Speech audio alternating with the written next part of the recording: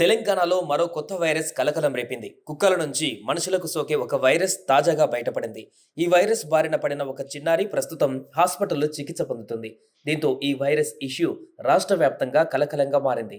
ఈ వైరస్ పై అప్రమత్తంగా ఉండాలని వైద్యులు హెచ్చరిస్తున్నారు. అసలు ఈ వైరస్ కుక్కల నుండి ఎలా మనుషులకి సోకుతుంది? వీధి కుక్కలతోనే ప్రమాదమా, లేక ఇంట్లో కుక్కలు కూడా డేంజరేనా?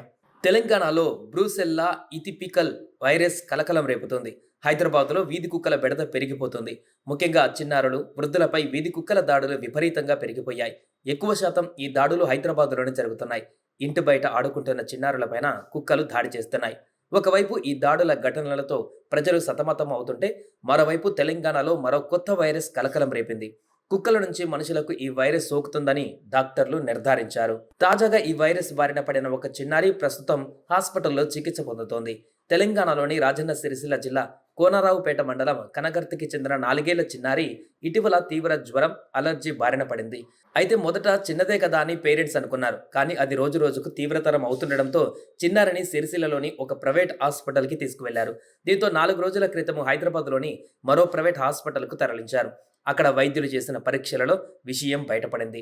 దాన్ని బ్రూసెల్లా ఇథిపికల్ అనే వైరస్గా వైద్యులు గుర్తించారు. ఈ వైరస్ అనేది సామాన్యంగా కుక్కలకు మాత్రమే వస్తుందని వైద్యులు తేల్చారు. దీంతో ఆ వైరస్ సోకిన కుక్కల మధ్య ఆడుకోవడంతో చిన్నారికి కూడా సోకి ఉంటుందని వైద్యులు అనుమానం వ్యక్తం చేశారు.